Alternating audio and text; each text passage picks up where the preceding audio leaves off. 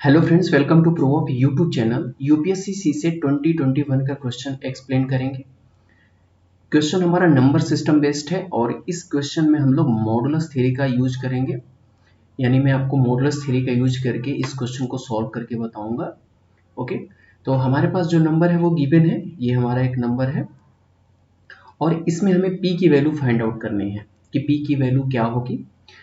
और ये पूरा नंबर जो है हमारा 7 से डिविजिबल है। ओके, अब एक चीज तो क्लियर है कि ये पूरा नंबर अगर 7 से डिविजिबल है तो इसका रिमाइंडर हमेशा क्या आएगा, 0 आएगा। ओके, ये हमें कंफर्म हो गया। अब हम पी की वैल्यू फाइंड आउट करते हैं। ओके, देखिए जब भी ऐसा नंबर हो और वो कहे कि वो 7 से डिविजिबल, तो अगर 7 से डिविजिबल होता है तो वहां पे हम 7 डिविजिबिलिटी रूल अप्लाई करते हैं और 7 डिविजिबिलिटी रूल के साथ साथ वहां पर हम मॉडुलस थ्योरी का भी यूज करेंगे। अब मॉडुलस थ्योरी के बारे में आपको थोड़ा सा बता दूं।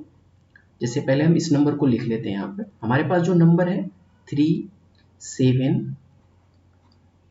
9 8 1 2 5 P एंड 3 6 9। ओके, ये हमारा नंबर गिवन है और कह रहा है कि ये नंबर हमारा डिविजिबल है 7 से। तो 7 से डिविजिबल का मतलब हम मॉडुलस लगाते हैं। एक मैथमेटिकल टेक्निक होता है, उसमें मॉडुलस यूज करते हैं। यानी मॉडुलस का मतलब ये है कि अगर हम कहें कि a मॉड b, ओके, तो हमें ये रिमाइंडर r देगा। ओके, यानी a modulo b is equal to r, r is a reminder. यानी सिंपल सा इसका मतलब है, इसके कहने का जो मीनिंग्स है वो a is a divided by b and given reminder r। Okay, वही मैंने यहाँ पे लगाया है। अब जैसे होता है ना, बहुत सारे लोग होते हैं कि a बाई बी, हम चाहते तो यहाँ पे ऐसे मॉडुलस को हटा के ये साइन भी अप्लाई कर सकते थे, लेकिन हम थोड़ा सा मैथमेटिकल टर्म्स पढ़ेंगे यहाँ पर और आपको पता चलेगा कि जो मॉडुलस है वो इस तरीके से अप्लाई किया जाता है। ओके, अब देखिए यहाँ पे जो 7 डिविजिबिलिटी रूल है वो हम अप्लाई करेंगे। 7 डिविजिबिलिटी रूल ये कहता है कि हमारे पास जब अगर कोई बड़ा सा नंबर गिवन हो तो 7 डिविजिबिलिटी रूल में हम 3-3 का पेयर बनाते हैं। ओके, 3-3 का एक बंडलिंग बनाते हैं, बंडल करेंगे और वो बंडलिंग जो होगी हमारा राइट हैंड साइड से होगा। तो राइट हैंड साइड हमसे हम इसमें बंडलिंग करेंगे। ओके, हम कलर चेंज कर लेते हैं। तो हमने 3-3 का पेयर कर लिया, जैसे 3 6 9 ये हमारा एक पेयर हो गया। ओके, P5 2 ये हमारा एक पेयर होगा। ओके, उसके बाद 1 8 9 ये हमारा एक पेयर होगा और लास्ट में जो भी बचेगा ना उसका हम एक अलग से पेयर बना देंगे। जैसे 3 और 7 बच गया, इसका एक अलग से पेयरिंग हो जाएगा। ओके, उसके बाद जो पेयर्स होते हैं वहां पे हम प्लस माइनस अप्लाई करते हैं। यानी जब हम राइट हैंड साइड से चलेंगे तो यहाँ पे हम प्लस अप्लाई करेंगे, ये हमारा माइनस होगा, ये फिर प्लस होगा और फिर ये माइनस होगा। प्लस माइनस के रूल में ये चलता रहता है और ये केवल 7 के लिए ही अप्लीकेबल है। यानी 7 के जो मल्टीपल होंगे, जैसे 7 हो गया, 14 हो गया, 21 हो गया, यानी इस तरीके से 7 के जो मल्टीपल्स होते हैं यानी उन्हीं पे ये डिविजिबिलिटी रूल अप्लाई होता है। तो यहाँ पे आपने दो चीजें समझ ली। एक तो मॉडुलस समझ लिया कि अगर a modulo b equal to r है तो a by B equal to r, r is a reminder. ये इस तरीके से नंबर हम होता है, यानी इस नंबर को हम इस तरीके से डिफाइन करते हैं। तो ये मॉडुलस थ्योरी है।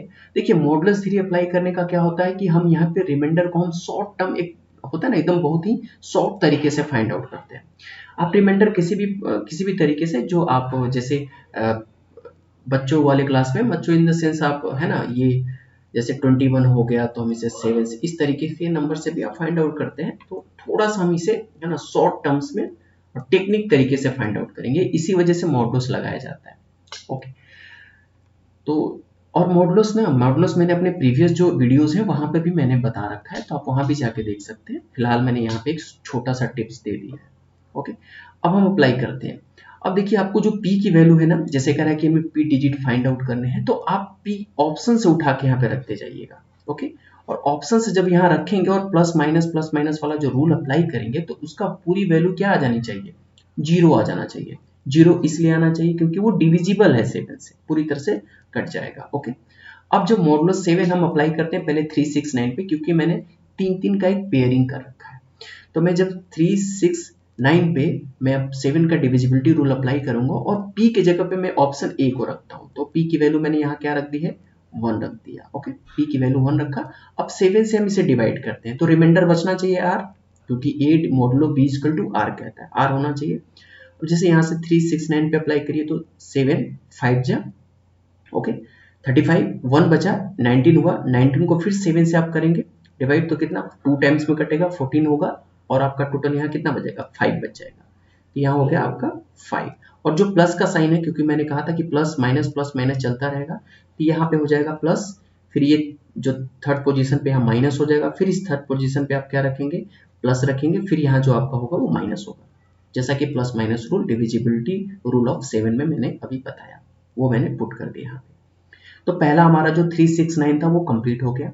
फिर मैं 2 5 और 1 पे कहेंगे क्योंकि मैंने p की वैल्यू 1 पुट की है यहाँ पर p की वैल्यू मैंने यहाँ 1 पुट किया है तो हो गया 2 5 1 हो गया। फिर 7 से इसमें डिवाइड करिए तो 7 से जब डिवाइड करेंगे तो ये कितने टाइम्स में कटेगा 3 टाइम्स में। यहाँ रिमाइंडर कितना बचेगा आपका यहाँ पे बचेगा आपका 4 जैसे होगा तो ये कितना हो जाएगा आपका 41 होगा 41 होगा तो 7 5 जाएगा 7 5 35 5 टाइम्स में जाएगा 35 होगा तो बचा यहाँ पे कितना क्योंकि आप 6 टाइम्स में ले जाएंगे तो वो ज्यादा हो जाएगा ठीक है 42 हो जाएगा। तो अब यहाँ पे कितना आपका बच गया 6 बच गया तो ये आपने 6 लिख दिया। फिर 981 पे आइए 981 पे आएंगे तो 7 से फिर इसे डिवाइड करिए तो ये पहले तो 9 होगा तो ये 1 टाइम्स में कटेगा फिर उसके बाद ये 8 आपका 1 टाइम्स में जब कटेगा तो यहाँ कितना बचेगा 2 बचेगा जैसे 2 बचेगा तो ये 28 हो जाएगा ठीक है। तो 28 होगा तो ये पूरी तरह से 28 डिविजिबल हो जाएगा 4 टाइम्स में। अब यहाँ कितना बच गया 1 तो 1 रिमाइंडर यहाँ बच गया ओके ओके। आई होप कि आपको ये चीजें समझ में आ रही होगी बस मैं डिवाइड करके आपका रिमाइंडर यहाँ पे लिख रहा हूँ नीचे। 7 से फिर 37 को कट करेंगे तो 7 5 5 टाइम्स में कटेगा 35 होगा तो यहाँ रिमाइंडर बच गया आपका 2 ओके। अब जरा इसको सॉल्व करिए आप जब सॉल्व करिए यानी प्लस माइनस ये जो पूरा रूल है इस पे सॉल्व करिए। अब जब सॉल्व आप इसे करेंगे तो क्या देखेंगे आप देखिए 7 और 5 और 1 6 हो गया और प्लस माइनस यानी आप ऐसे लिखिए -2 प्लस ये हो जाएगा 6 और -6 तो ये तो कट गया लेकिन यहाँ कितना बचा -2 बच गया यानी रिमाइंडर आपका -2 बच रहा है। इट मीन्स ये डिविजिबल नहीं है यानी कुछ ना कोई नंबर यहाँ बच गया इसका मतलब ये नंबर डिविजिबल नहीं है यानी p की वैल्यू जो मैंने यहाँ पे 1 पुट किया तो ऑप्शन से ये पूरी तरह से गलत है ये मैंने कैंसिल कर दिया ओके। अब फिर मैं यहाँ पे p की वैल्यू चेंज करता हूँ इसको एक बार इरेज कर लेते हैं हम ओके। आई होप कि आपको ये मेथड जो है वो समझ में आ रहा होगा पूरी तरह से इजी है। आप इसमें लॉन्ग टर्म मेथड भी अप्लाई कर सकते हैं जैसे बहुत सारे लोग करते हैं पूरी तरह से पूरे नंबर को लिख करके और वो जो है ना जो डिविजिबल वाला मेथड करते हैं जो मैंने अभी 7 और 21 का बताया उस मेथड को भी यूज करते हैं तो वैसे नहीं करना है। अभी आपको लग रहा होगा कि ये थोड़ा सा बहुत ही काफी टफ है लेकिन अगर आप इस तरीके से 1-2 क्वेश्चन पे ट्राई करेंगे ना तो आपको पूरी तरह से ये क्वेश्चन मतलब ये इस टाइप के जो क्वेश्चन होंगे ये मेथड आपको आ जाएगा। अब मैंने यहाँ क्या किया कि p की वैल्यू चेंज कर दिया यानी जब p की वैल्यू चेंज किया तो मैंने p की वैल्यू कितनी रख दी b वाला ऑप्शन रखता हूँ मैं p की वैल्यू 6 रख देता हूँ। अब सिमिलरली देखिए 3 6 और 9 पे जो मेथड था ना 7 पे अप्लाई करने पे कितना बच रहा था 5 ये तो वही बचेगा इसमें कोई चेंजिंग नहीं होगी आपको बस एक ही बार डिवाइड करना है। यहाँ ऑप्शन आप ये प्लस हो जाएगा ये माइनस होगा और ये प्लस होगा और ये माइनस होगा। 9 8 और 1 को जब आप 7 से डिवाइड किए थे तो इसका रिमाइंडर कितना बचा था इसका रिमाइंडर 1 बचा था ये सिमिलरली वैसा ही रहेगा ओके। 3 7 को किए थे तो इसका रिमाइंडर आपका 2 बचेगा क्योंकि 7 5 जा होगा तो ये सारे नंबर तो वैसे सेम टू सेम रहेंगे। अब चेंज कौन होगा 2 5 और p क्योंकि p की वैल्यू आप हमेशा चेंज करेंगे क्योंकि पहला 1 रखा था तो अलग इसका रिमाइंडर बचेगा जब 6 रखेंगे तो कुछ अलग रिमाइंडर होगा 7 रखेंगे तो अलग होगा 9 होगा तो अलग रिमाइंडर बचेगा।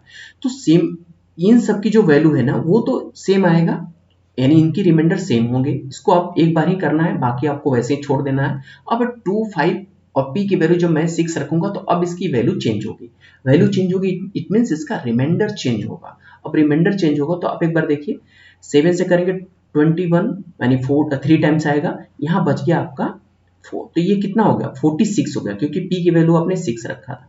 अब 46 होगा तो 7 5 जा 6 टाइम पे ले जाएंगे 42 होगा। अब यहाँ कितना बच जाएगा 42 होते ही यहाँ पे जो बचेगा रिमाइंडर वो 4 होगा क्योंकि 46 है 42 तो रिमाइंडर 4 बचा 42 माइनस कर लेंगे तो 4 बच गया ओके। अब इसका रिमाइंडर 4 बच गया। अब इसे सॉल्व करके देखिए कितना होता है। अब इसे सॉल्व करिए तो ये कितना, माइनस और माइनस को एक साथ करता हूं तो -6 हो जाएगा। ये 4 और 2 माइनस माइनस प्लस होगा तो -6 हो गया, और प्लस प्लस इधर प्लस हो जाएगा तो +6 ये हो गया। अब देखिए ये कैंसिल हो गया, प्लस माइनस 6 कैंसिल, यानी इसका जो बचा रिमाइंडर वो 0 आ गया। ओके, जैसे ही रिमाइंडर 0 आया तो आप अब गारंटी के साथ कह सकते हैं कि p की वैल्यू 6 ही होगी, क्योंकि p की वैल्यू 6 रखने पे ही इस मेथड को फॉलो कर रहा है और पूरे इसका रिमाइंडर 0 आ रहा है। ओके, बाकी आप 7 और 9 को ऐसे ही चेक कर सकते हैं, आप ये सारा वैल्यू वैसे ही रहने दीजिए। ओके, यानी 5 1 2 को ऐसे रहने दीजिए, बस p की जगह पे आप एक बार 7 रख लीजिए, एक बार 9 रख लीजिए, वो भी रख के आप चेक कर सकते हैं। लेकिन वो जब चेक करेंगे तो यहाँ पे जो रिमाइंडर होगा पूरी तरह से 0 नहीं आएगा। ओके, कैंसिल हो जाएगा, वो अलग दे देगा वैल्यू। तो 6 रखने पे ही ये वैल्यू आपका क्या दे रहा है, 0 दे रहा है। तो ये गारंटी हो गया कि p की जो वैल्यू है हमारे पास वो कितनी हो जाएगी, p की वैल्यू हमारी 6 हो जाएगी, यानी ऑप्शन बी जो होगा आपका वो करेक्ट ऑप्शन हो जाएगा। ओके, आई होप कि आपको ये वीडियो समझ में आया होगा। मैंने पूरी कोशिश की कि ताकि आपको मॉडुलस थ्योरी के साथ साथ p का जो डिविजिबिलिटी रूल है वो भी आपको समझा दिया जाए। ओके, तो मिलते हैं नेक्स्ट वीडियो में। Thank you for watching.